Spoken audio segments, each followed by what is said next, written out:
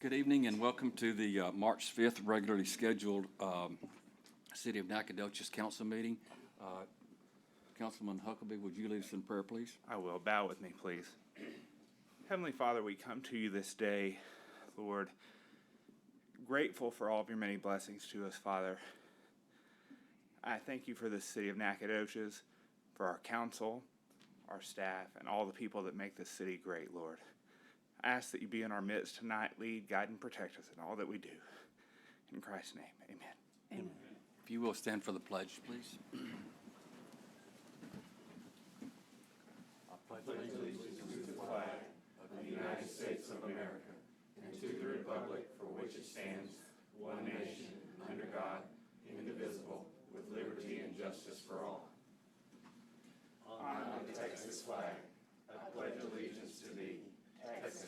One state under God, one and indivisible.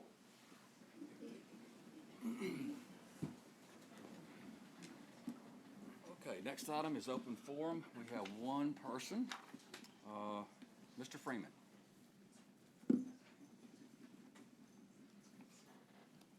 Right. Good evening, Council. My name is Ivory Freeman. I live at 203 East Parker Road with my wife, Callie, and our two pups. One of the great things that I love about living in Nac is how it doesn't really matter where you are in town. You're always about 10 to 15 minutes from where you need to go, and that I love. It's one of the main reasons why she and I moved out here, apart from her family being here and everything.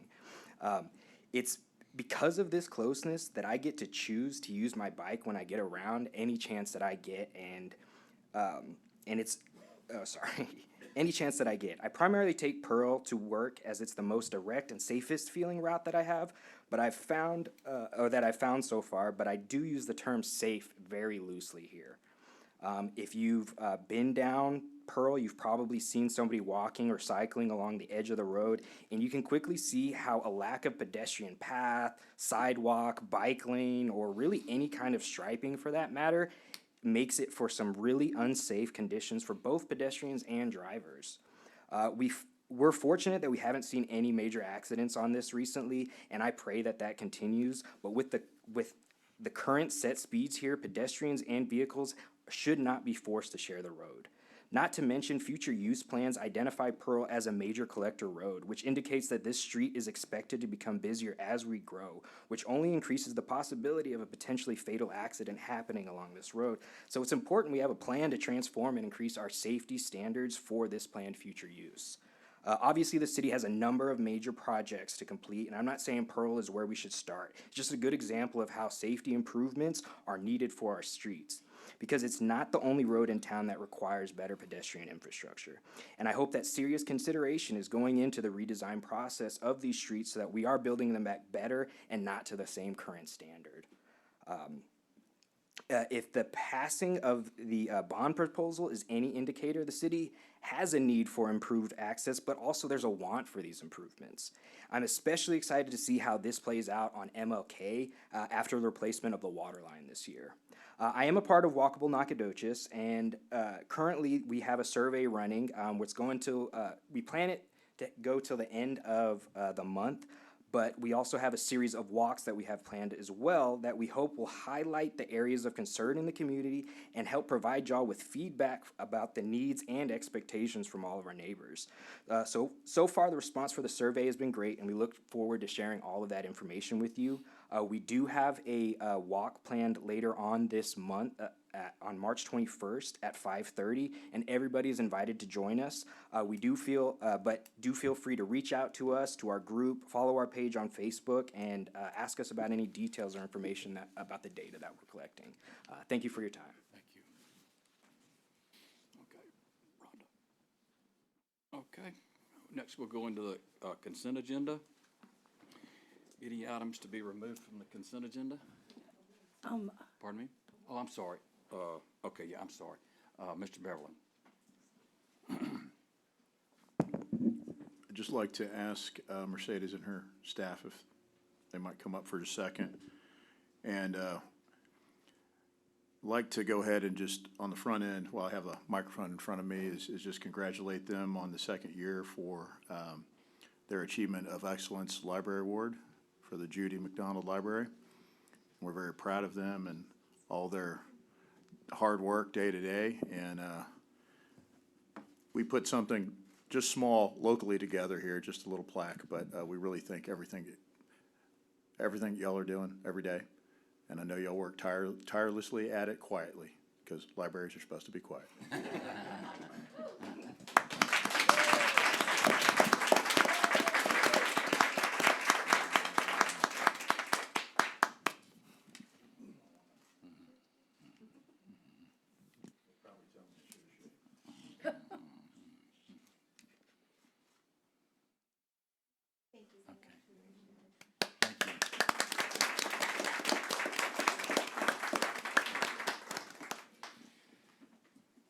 Okay, I kind of got ahead of myself there. Congratulations to all of you for your hard work. We thank you very much. Okay, now we'll go to the consent agenda, items to be removed. I would like to remove item 6F from the consent agenda.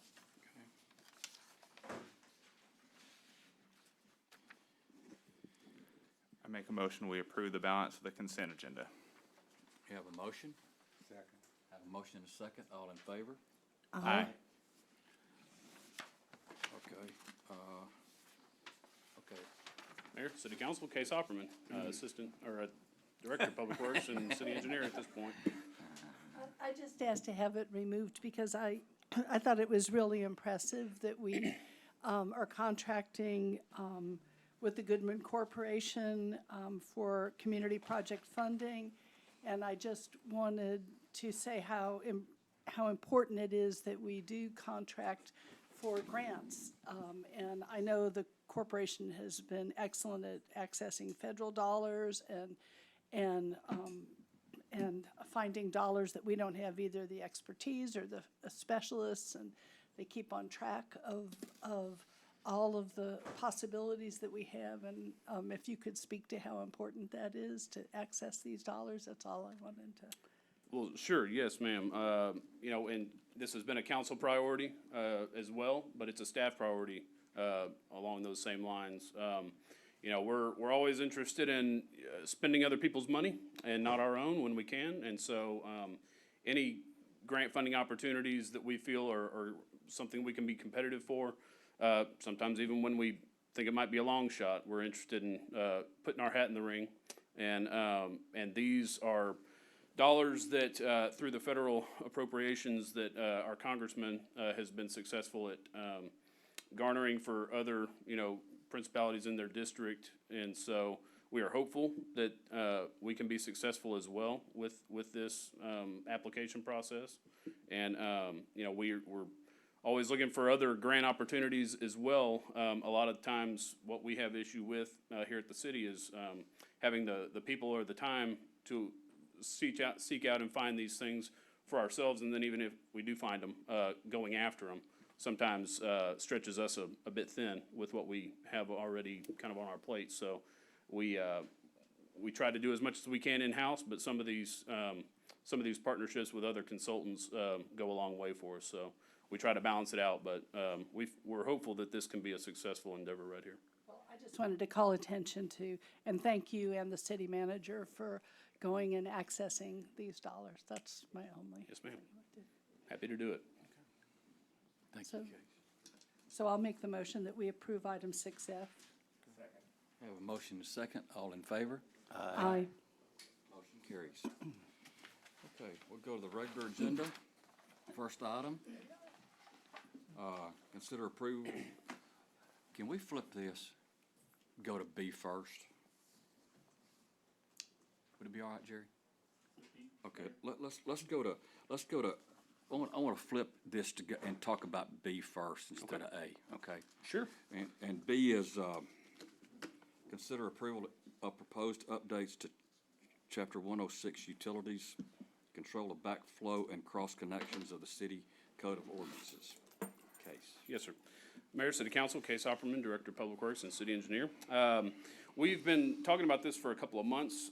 We've reviewed what we have in our Code of Ordinances under Chapter 106, which is actually our utility ordinance.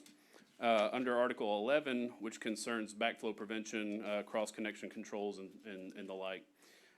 We've, discovered through communications and internal, review that there are some clarifications that need to be made to this ordinance.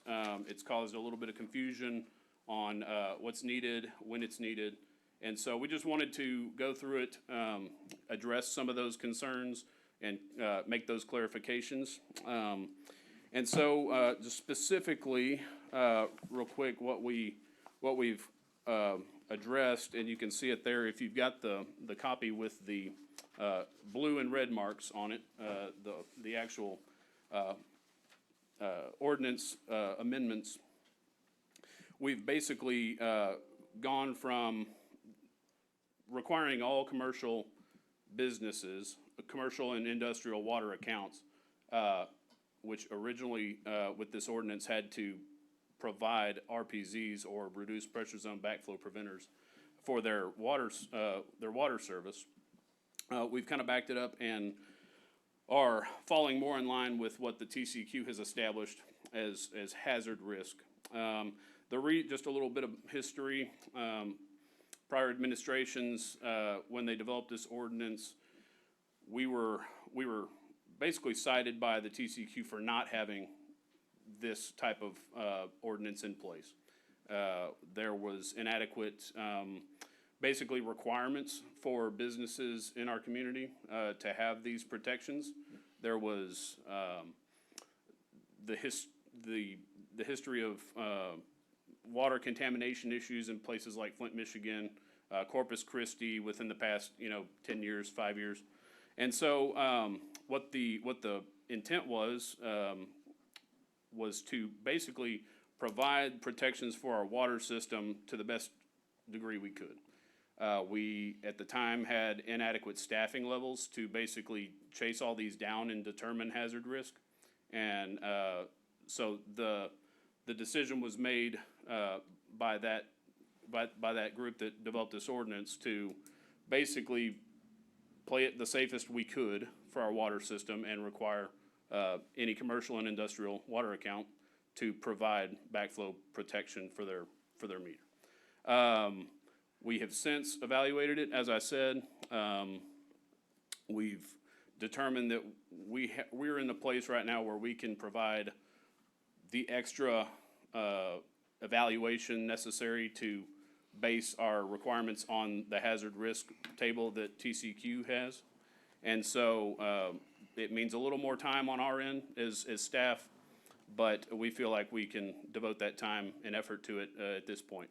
And so what we are proposing is to basically amend these requirements in this ordinance to basically reflect only the requirements that TCQ has, which is on the tables that you see, on pages 4 through about 7, basically limit our requirements to what those requirements are from the state. That was part of what our confusion was because we had this table in here which talked about hazard assessment and risk, and yet earlier portions of our ordinance basically had a blanket requirement for all commercial. So it provided some confusion, unfortunately, for who needed what, and so we're trying to clean that up a little bit. It also, there in section, section C of 742 had the word they would generally be required to have these in place, which is confusing because it does it or doesn't it, and so we've basically cleaned it up to say, anything falling under this hazard risk shall, not maybe shall. And so hopefully these changes have made it more clear, and we've hopefully gotten to the point where maybe we can lighten this burden a little bit. And so be happy to answer any questions after public comment. Okay, let me ask you something. Sure. Okay, so this list Yes. was what you had, like you said, from prior administrations. This is the same list you had from prior administration. Yes, and it's taken from the TCEQ's Right. requirements. Okay, all right. Okay. All right. And this document is from TECQ, right?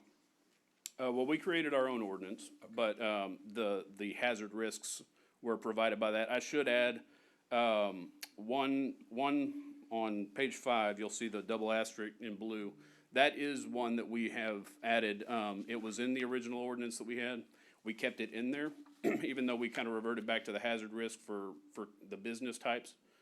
We did feel it's still necessary to make multifamily and residential complexes still fall under that umbrella, just because when there's a master meter and you don't know which of the residences are flushing who knows what down the toilet and it contaminates your system, you don't know who to go after necessarily. And so with a homeowner whose name is on the meter like mine, y'all know if I got something back in the system. With a apartment complex, you don't have that knowledge. So that's why we did maintain that above and beyond requirement. Does that apply to R4 zoning? It would, yes. So that's an addition then, isn't it? Is that gonna mean a lot of apartment or duplex owners, I guess? Well, anything with a master meter. So, you know, the multifamily, complex, I believe, you know, it's the apartment style meaning. You're talking about a master meter and then several sub-meters? Well, a master meter for, say, an apartment complex which may have 60 units, Now, Or were we- 16. Yeah. or 16, or however many, but we don't know who's the culprit when it's more than, you know, that amount, you know. Were we not following the guidelines set up, that were sent down from TCEQ? We were, but we were going above it. We were going beyond what the Or we TCEQ required. Developed our own, Yeah, we, you know, as I said, in an effort to protect the system and without having adequate staffing to basically do it to TCEQ's level, they basically decided that we needed to require all commercial and industrial meters to have them so that we could basically ensure that the ones that were risky would have it. Okay, now, you and I have talked about this in your office. Yes, sir. And I will say this, you're exactly right, is you took and you bumped it 2 levels. And I'm just gonna give you my opinion, that was a gross overreach. That cost people in this town hundreds of thousands of dollars. For what? It didn't improve the quality of the water. It just cost somebody a big bill that was passed on to a landlord or a tenant or right on down the line. I'm not a big fan of if we get a mandate from an agency, I'm not a big fan of going over and above what we're supposed to do, because it ends up usually coming back to the taxpayer, and that cost is passed along some way. Now we've got these things in office complexes that you see them. They look horrible. They're wrapped up in whatever. Some of them are try to have a cover on them, but still, they get backed over. If they're not insulated well enough, they bust during a hard freeze. Water runs all over the place. And I just want, when we pass this ordinance this time, I want it to be done with, to where there is no question about who has to do it. And there's got to be some common sense in this thing, because if you're talking about, you know, an office, you know, that doesn't have anything tied to medical or any kind of chemicals or anything, that's nothing any more than anybody's household would be, you know. So it costs a lot of money. There's a lot of people that spent thousands and thousands and maybe even hundreds of thousands of dollars on this. Go ahead. I'd just like to clarify that that was the past Director of Public Works, the past city manager, and the past city attorney that that these requirements were under. And I want to congratulate our new city manager, our new director of public works, and our new city attorney for working this out, for actually going and finding out what the law required and what the law didn't require. So I know we're saying you, but we did this under the past administration, and then this administration I know is very careful about looking into the expenses for all of our residents and what's actually required. I didn't know it wasn't required. So yes, Mr. Beverland. The only thing I'll add is, I understand what the original intent might have been, but I don't think you can necessarily paint with a broad brush on everything, which is why we did look at it. You know, I don't know about further remedies for some of those. It's a whole different discussion. But especially when you have a hybrid of older infrastructure plus older buildings plus new stuff all coming together. So, you know, a Krispy Kreme and then a 150-year-old building that might be a law office. You can't treat them the same. And I will say in Galveston, we had the same type of thing except the floodplain. Now, there was nowhere around that thing. And in terms of moving forward, I would think the one time we might need to amend it would be if TCEQ issues different guidance. Kind of just like with FEMA. I would say, yes, it's not a one-size-fits-all, and we're gonna try to take a realistic approach. We wanna meet all of our mandated standards, but we don't wanna make it onerous. Folks do have to do business, and we don't wanna be the pinch point for them not being able to. So, Case did a great job on working through this, because when we talked about it and looked at it, I said, let's meet what we gotta meet. And I agree with you, Rick. And there was a lot of hurt feelings in this community from people property owners that had this expenditure that never really got a justification why, other than you're commercial. I'm doing the same thing in that commercial building that you're doing in your home. And they were just kind of blown off and said, well, you're gonna do it. So, anyway, I appreciate what you've done. Now, okay, so we're adding multifamily to this list, right? It was already in our ordinance, as part of what was above what TCQ required.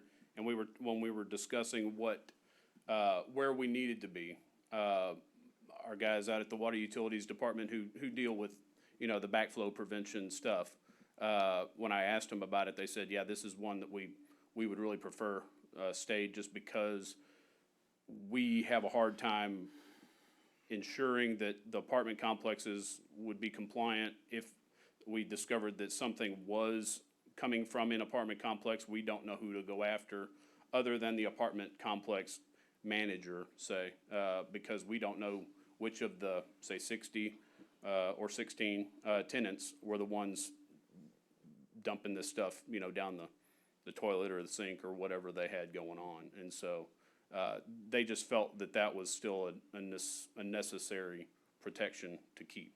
Is it going to increase backflow preventer installation? Costs or? No, I mean, are there other apartment people that are suddenly gonna go, oh, I didn't know I was supposed to have this? No, it's the same It's the same requirement as ordinance? it was. Yes, sir. Are people that had to put them in, but it turns out they were above standard, do they get to come back and ask for a refund or take it out, or? That would be within their right to ask for it, but that would be a city council consideration for if y'all wanted to evaluate that in reimbursement program or a policy or something like that. But that would be a separate discussion probably, that city council would have. Go ahead, Rick. So, on the issue I can take from being in the hill country and the multifamily, we treated their meters, multifamily and commercial, as a commercial meter. At their irrigation, we did the same thing, because obviously up there, they didn't have the kind of water we have. So that's one issue. In terms of the reimbursement piece, we would have to run a probably a pretty significant financial analysis on what that could look like, and even, or even if it's a partial, and then what that might even do. We haven't done the rate study. That's a whole other issue. So that could be some yarn that has some unraveling, and I wouldn't necessarily be against looking at it, but I would want to take a hard look at it, even if there is something that maybe shouldn't have been the policy. We need to think through kind of what unintended consequences in that certain road to a certain place might also have. So, but we can definitely take a look at it if it's not that Todd has anything else to do right now. That's gonna be kind of hard to do. I mean, I'd put that, hey, Todd's got enough to do. We can, okay, that answers everything, so I do have a couple of questions. Along these lines, so we're changing the ordinance. There are people there are businesses who more than meet the requirements for TCEQ and for our revised ordinance if we adopt it. What happens when those fail, and do they have to go back with the same sort of backflow prevention, or do they now have to meet our new ordinance? Because then there's an additional cost that comes with either repairing what they have or replacing it with something that meets the current ordinance. I'd say, and Jerry can correct me if I'm wrong, but I would say that the current ordinance is what you have to meet. And if you were not required to have it by current ordinance and you had one, then you wouldn't have to go back and repair it, just get it back, connect it properly to the water system, but you could not replace that. Now, if a RPZ does fail on a required business, it does have to get replaced or repaired. But that's under the hazard. On a requirement. That's under the ones that qualify as a risk. Right. Under the hazard risk table. But yes. So my other question is about the specific types of devices, and I've already sort of softballed this to you. What types of devices are we using? I know they're listed in the table here, but can you just give me a brief overview of the types of backflow prevention devices that are required for various? Sure. So anything that's in a premises, or that's the way TCQ describes it, or as we would say it, a business that is declared a hazard risk.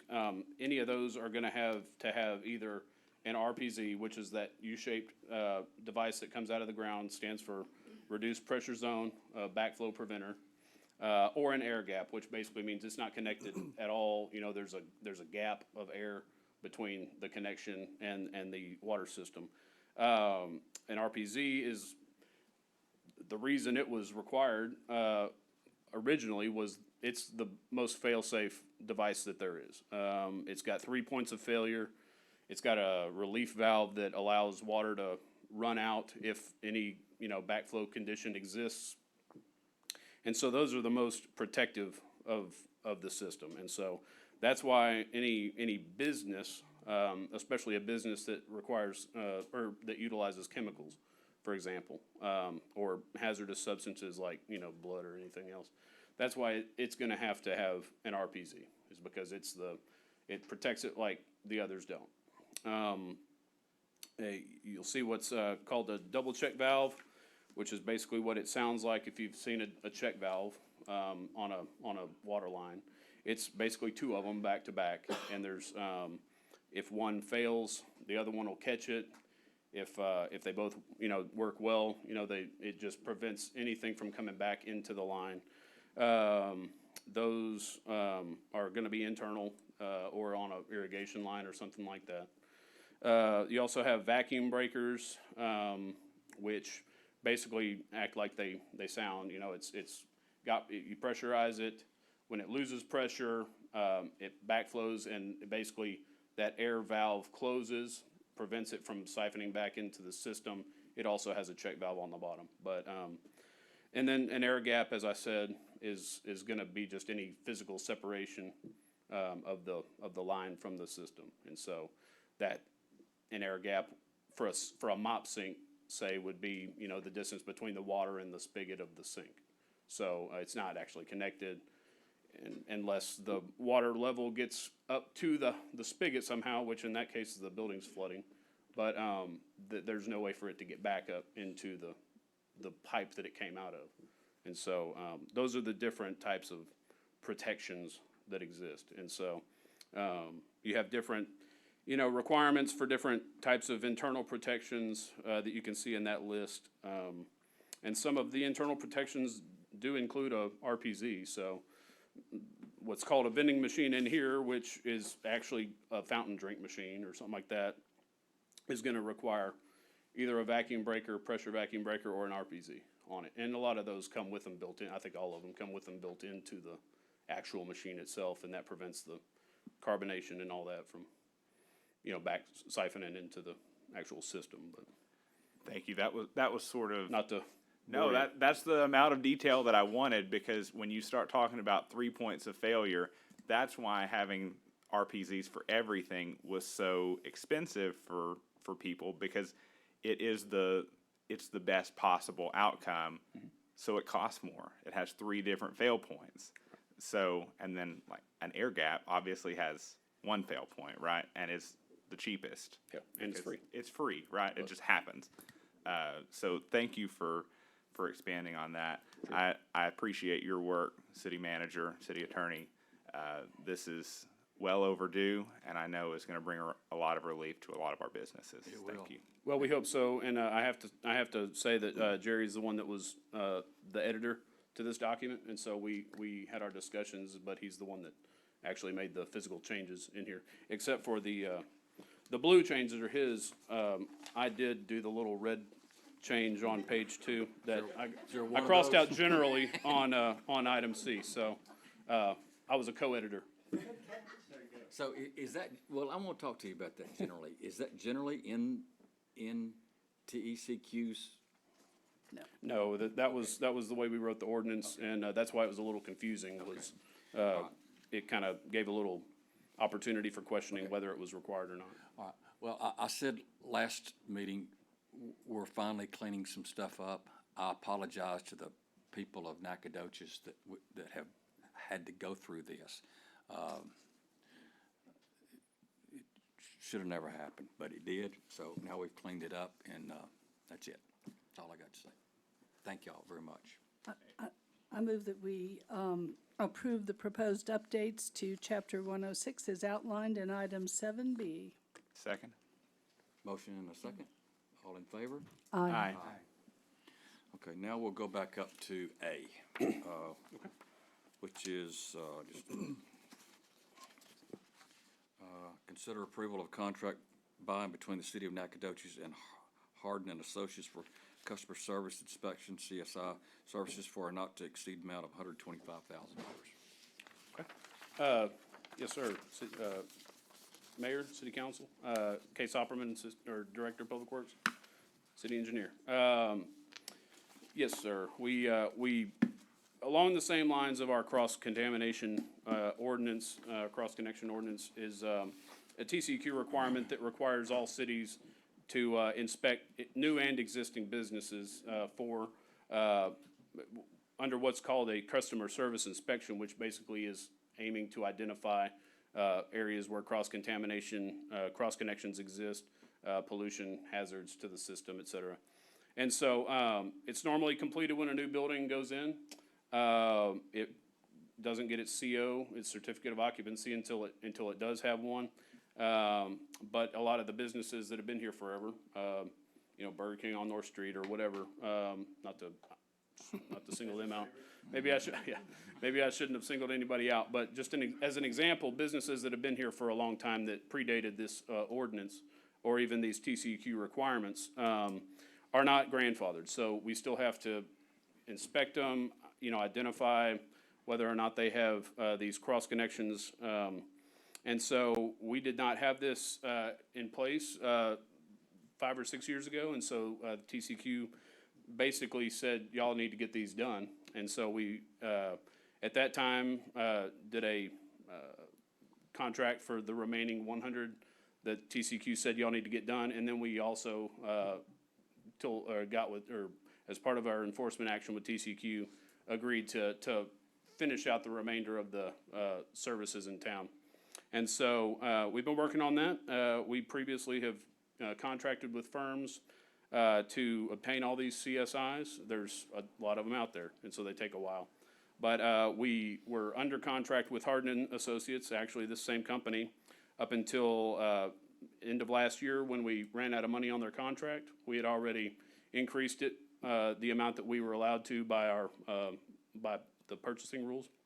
And so we had to end that contract, but they weren't done. And so we went back out, here a month or so ago, for proposals again for these services to try to finish out this effort. Hardin was our only one that submitted proposals for this, but, they scored highly. And so we are recommending awarding them another contract to try to finish out all of these customer service inspections.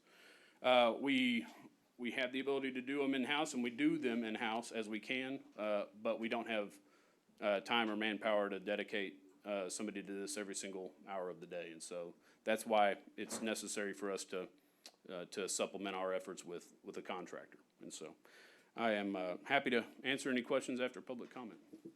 Is this in the budget? It is. We just did a budget amendment for it, a couple of weeks ago, actually. It was part of another budget amendment. And this is a one-time affair, right? Well, we hope to finish it out under this contract. Like I said, we've been working on it for a while now. But we have about, I think, 700 meters left, or connections left to evaluate, and so we're hoping to finish it out with this contract, if at all possible. And after that, the city itself can take care of the new buildings, right? Well, so they still have to have them inspected every time, but that's gonna be after all of them already have the TCQ said, y'all need to get them all inspected.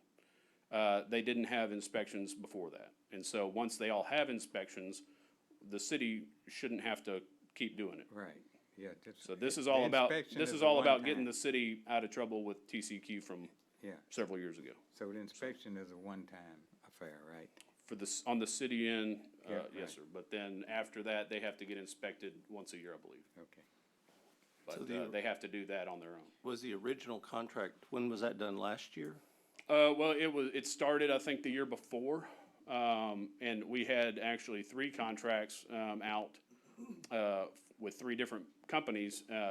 One of them never showed up at all, and we terminated that contract, and then another one started, but never really got very far, and so Hardin was the only one actually doing what we contracted with them to do, and so, they did as much as they could until they ran out of money on their contract.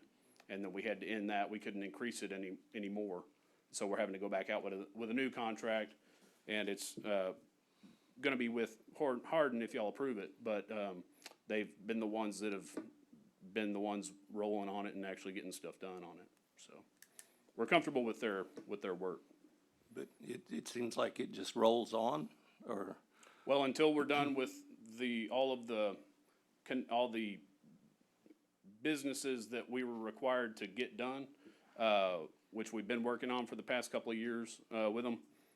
Until those are done, it will. But then once those are all done, we're done with our requirements from TCEQ. but the first time they did that contract, did they say, we'll do them all for this amount of money? Well, no, because we had 3 different contracts. It was basically, we had this certain budget for services. They had an hourly rate, and then we divvied up the locations to each of the 3 companies. One of the companies, as I said, never did anything. Hardin did all theirs, and then, the other company did some, and when Hardin ran out, we said, okay, well, y'all take these, cause those other guys aren't doing it. And so, their contract went until basically they ran out of their, I think, $90,000 was their last contract. And then, by purchasing law, we couldn't increase it. We had increased it already from 75 to, I think, 96 is what it was actually, but, after that, we had to end it. So do you think they'll finish on this contract? That's the goal, is we tried to budget based on what we thought it would still take to finish. And so that's what we're hoping to do. We also are gonna do as many as we can in-house. Like I said, with our water utilities folks, our billing folks, and inspectors, when they do, new installation, or, I'm sorry, new construction, when they do their their certificate of occupancy, they do them. And so, the goal is to finish it out with this contract, if at all possible. Okay, last question. Will Hardin have a copy of this new ordinance? Yeah. Okay, good. Yeah, we'll tell them, and it will, the form that we have for the CSIs actually will have to be updated to eliminate well, it may or may not. We'll have to look at the form itself, make sure that it reads the way it should read with our, current ordinance. And, if it says anything about all commercial meters, then it'll have to be changed. But if all it says is required to have it and it's a checkbox, then they'll just check no. Do you think after the passage of 7B, do you think that, that update, do you think that'll reduce the number of, that's, I think, what you were. Well, it'll reduce the amount of failing inspections, because any of them that had to have a RPZ that didn't have it got basically a fail on their inspection. We'll still have to inspect the same number, because all the meters, all the businesses have to be inspected, but it should reduce the number of failing inspections. And then maybe re-inspections? Because, do Yes. you have to go back out and inspect again? Yeah, if they fail it, then they'll have to, install what they needed and then get it re-inspected, so. That may help. That should help. Okay. So a couple of questions. We had these two other contracts. The one that we had with Hardin before, how does the cost per hour compare to this new contract? The previous, it did go up a little bit, I think maybe by, now I don't wanna misquote it, but it did go up a little bit per hour. That's what I would assume. And that then- was a price from a couple of years Yeah, ago. right. But still, it did go up some. So the quicker we can get them all done, the Yeah, better. the better for us. My next question is related to our overall cost to the city. Since those other two contractors really didn't do all of their stuff, we didn't expend all the funds that we had budgeted for those. So our actual cost at the end of the day, is that gonna be comparable to what we had planned when we started this process a couple years ago? Cause I think we had, forgive me, I'm doing some math on the fly here. It's all right. We had, I think, $225,000 for the three combined, businesses, or the three combined contractors last time.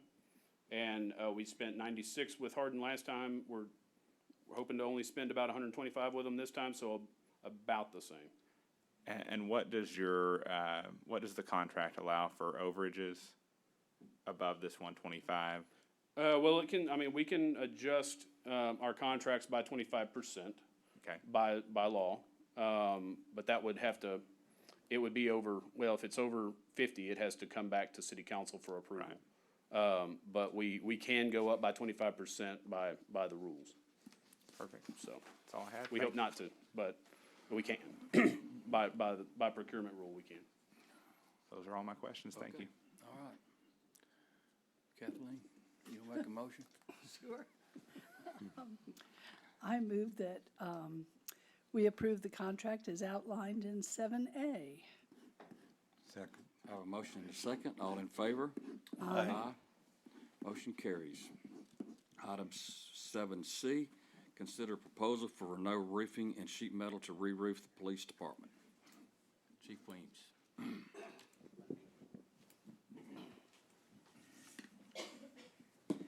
Thank you, ma'am. Mayor, council members, how are y'all tonight?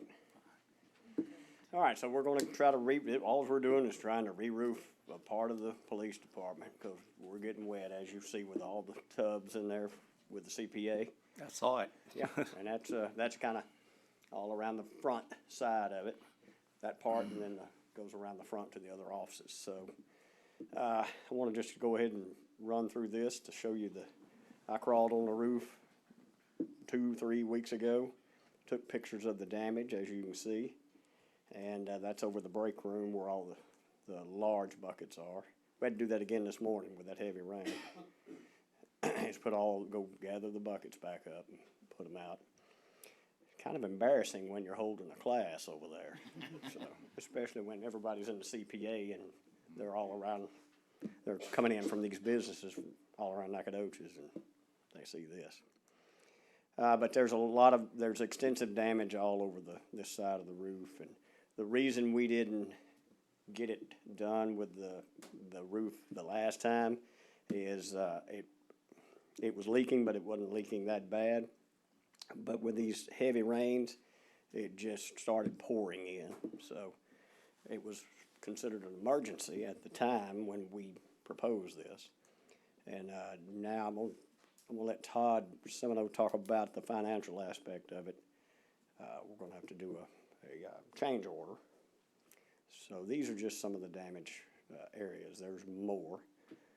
The re-roof proposal, that is from Renault Roofing. They did the last one. They did a great job on it. And we're looking at $42,500. The other roof job cost us $49,998. That was brought before the council before, the last city council, and approved during the budget cycle. So, and they did the same thing. To tear the roof off and haul the existing top layer off, repair it, install new PVC roofing. So basically what you're gonna get here is what we're fixing to get there for the second time. And y'all need it here too. And that is the actual proposal there. So there's really nothing to talk about here. It's $42,500, and I think that's about it. It's a well-established company in Garrison. I know Bart Renault. I know most of the guys that work for Renault Roofing. They're well-established here. They work in the city. I know they shop here. They do everything here. So they are kind of just tied to Nacogdoches. So it's not a company that's from Houston or wherever. It's hometown people. Let's see. That's not me. So now I'd like to call Todd Semino to the.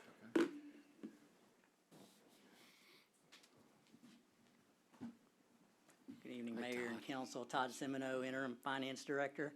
If I could real quick introduce Kevin Sardinius. He's our new accounting manager. He's been with the city for a couple of weeks, and he's already proven to be a great asset to the city. Good. I just wanted to bring 2 points of clarification to this agenda item before you take action on it. So like the chief said, there was work done on this roof earlier. I think it was actually just last month, in that amount of $49,998. And so it's not documented on this agenda memo, but the motion, I think, needs to be made in a form of, making a motion to approve a change order to this contract. I think the intent was to maybe do this second part of the roof later in another budget year when those funds are budgeted. But when they were up working on the roof, they're like, you really need to do it this year, and they weren't budgeted. And so by that change order, we want to marry those 2 projects together in the interest of financial transparency to you, the council, and to the public. We just want to make it known to the public that we are marrying those 2 projects together as one project. There was no intent to bid them out separately, and so this change order would take care of that, and we can fill out that paperwork after the fact. The other point of clarification I just want to make is on the ordinance itself. It's a minor one. There's an account number that the budget is supposed to go to, and it says fund balance 86-680-00. The account number should be 0186-680-00. It's a minor thing that I can get with the city secretary on after the meeting and get that ordinance corrected. And that's all I had. Todd, I think this is the first time you've been to the podium too. Yes, sir. We're glad you're here too, and we're glad for the new man to be on board, and you do great work, and we're really proud of that finance department now. Appreciate it. Happy I know to be we've got here. some holes to fill, but we'll get there, Yes, sir. But you do a good job. I really appreciate it. Rick? I want to point out that Todd hails from almost 20 years with the city of Beaumont, so a bigger organization. And Kevin We poached him out of the hill country from San Marcos, so we're gonna keep adding to the team. That's right. You know anybody else, just send them on over here to East Texas. We'll take them. We had some interviews this morning. Well, good, We're taking good, care of it. good. Thank you very much. Thank you for your work. Appreciate it. Okay. You don't have any other questions for me? I have a question. Okay. Is there air conditioning on the roof? There are. So will they have to be removed like they have to remove these? I don't think so. I think they build up Around around them. air conditioners, yes, sir. Well, I was in that room last night and you guys, it looked like it was polka dot because it was so many Right. different colors. So That's right. I think you definitely need it. That goes into the restrooms, the break room, training room, around the front to the front offices. Is it two separate buildings or? It's, that's a lower portion. That's, we're re-roofing. The main portion, what used to be the post office, the old post office, has got a good roof on it. It's probably 10 years old. It's probably got another 10-year life cycle to it. And then the one that is the old PD, that's the one we just got re-roofed, the whole actual old PD, so. But it didn't leak in this morning's rain? Or it No, did? it's got one place where the AC unit it needs to be recaulked, not the roof part, but the actual unit itself.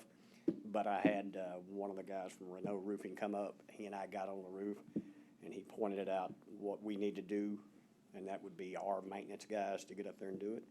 And so I've already, instructed Mike Scott to do that. So that'll be taken care of, but that's not their fault, that air conditioning unit's old, so. Any other questions? Well, thank you for your time. I'll make a proposal that we accept the Renault Roofing and Sheet Metal to re-roof the police department. Just to interject here, the change order needs to be Change included, order, part of okay. that motion. Okay. And I so move. I'll second the motion. Have a motion and a second. All in favor? Aye. Motion carries. Item D, consider approval of a letter of interest to TxDOT Aviation regarding a runway paving project and an airport layout plan project. Airport manager. Good evening, Mayor and council members. I'm Colin Smith. I'm your airport manager. My first time up here. I'm glad to be here. When we got that bond money for the airport, we approached TxDOT Aviation. Being a block grant state, most of the federal and state money flows through TxDOT Aviation, so they're my first contact. I made contact with them, let them know of the things we want to do at the airport, and they quickly set me on a path with their priorities, and because they control the purse strings, I was listening. So what they'd like us to do first, before we do anything else, is two projects. One is an airport runway paving project based on safety. This project would rejuvenate the asphalt. It's been about 20-something years since that's been paved. We've sealed the cracks, but it's time for paving. If we do it now, we should be able to salvage the pavement and overlay it. And what that overlay will do will actually add strength to the runway, which we commissioned a strength study from a consulting engineer a couple of years ago, and it did find that we were behind our competitors in runway strength, which is how many repetitions of heavy aircraft we can take. So we get a new surface and a stronger runway out of this project. And so they would like us to address that before we start spending a lot of money and getting grants for other non-safety oriented development at the airport. The other thing they wanted us to do, of course, was to plan that additional growth beyond the runway paving project. We had a schematic plan done a few years ago with an engineer to develop the terminal area plan that was pretty much the basis of our bond proposal. But that was a very schematic preliminary plan. It's not an official plan, it hasn't been approved by the FAA. So this airport layout plan is a living document that we haven't touched since 2008 that's long overdue to be updated. It does not currently reflect what we want to do at the airport. I say we, the bond committee and the airport advisory board and everyone over the last 3 years. And so it's, staff agrees. I mean, the best way to dive into the airport is to plan it out. So these two projects make a lot of sense to us to do first. And the good news is the TxDOT is offering, with that stipulation, a 90-10 match, meaning they're willing to pay for 90% of the project. The remaining 10% would come from the city. It's not budgeted, but it was that we would plan to use the bond proceeds. Because our share of the airport layout plan would be give or take $40,000, we might can find another budget, another area to get that money.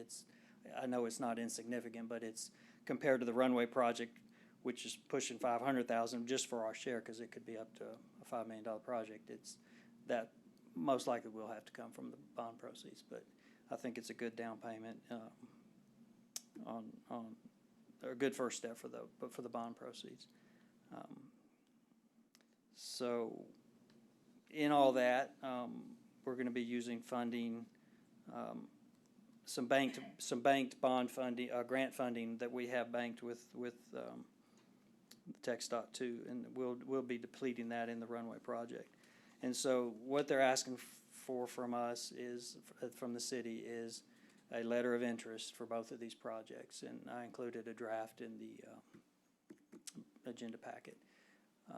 This letter of agenda will place our projects on a list at the state level that will be considered by the Transportation Commission in either May or June. They're the ones that pick the projects that are going to go through the next fiscal year and be real projects. I think we stand a real good chance on both of these projects. We need this letter to get that on the list. So we're asking for your permission to send that letter. It's not a final commitment to the projects. That'll come later once we're picked. They'll approach us and say, hey, you've been picked. It's time to move forward, and then we'll do the more formal agreements. But this gets our name on the list and up for consideration. One little caveat to this is that they will want confirmation that we have funds in hand by the time that commission meets. And so I've been working with Todd closely as he's working with other departments on trying to generate the bond proceeds, sell the bonds, so that we can say we have that money in hand.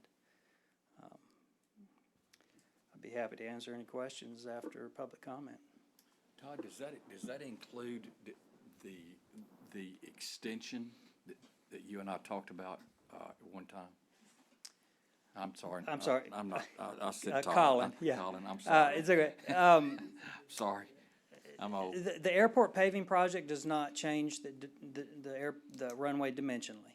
It is literally just overlaying with asphalt the existing runway. The airport layout plan, we will definitely ask for not only the terminal area. I mean, the airport layout plan is a complete airport plan. Okay. And we definitely will be asking for the runway to be looked at for expansion, both width and length. Okay. Yes, sir. All right. Now, Todd, another for Todd now. I'm sorry. Okay. Todd, do you have any idea about when we'll be selling these bonds, roughly? I know you're busy right now with other things. The intent, when I think it was laid out to y'all, maybe in November or December of last year, was to go into the market in March. Right. Well, when I'm talking to the financial advisor, they want some good financial statements as of September 30th. Right. And since we lost a lot of staff, obviously we're working on our year-end audit for September 30th. Right. We're not going to have a good enough feel for those financial statements in March to talk to a rating agency intelligently with those numbers. So we're thinking we should be able to get into the market by the end of April. Right. Okay. Perfect. One question. Since the paving project is considered especially a safety project, and it's a 90-10 match, is the airport layout plan 90-10 also? Oh, yes, sir. Yeah, I'm Oh, sorry. okay. Yes, they are willing to foot 90% of the roughly 400,000 that plan would cost. And that plan is not just a one sheet drawing of the layout of the airport. It's a multi-sheet set, that includes property studies and surveys, obstruction surveys, to vet out, how our expansion can work. So, and it comes with cost estimates and projections of phasing for the expansion. So it's really our blueprint for moving forward. I think it's wise to take advantage of this offer they're giving us, and it also kind of resets us. I mean, I think that airport layout plan has to be renewed every 20 years. So being 2008, we're pushing that. So it really comes at a good time. I think it would be in our best interest too, that whenever we do have this plan given to TxDOT, that we also let our congressman and senator know that it's there, they have it.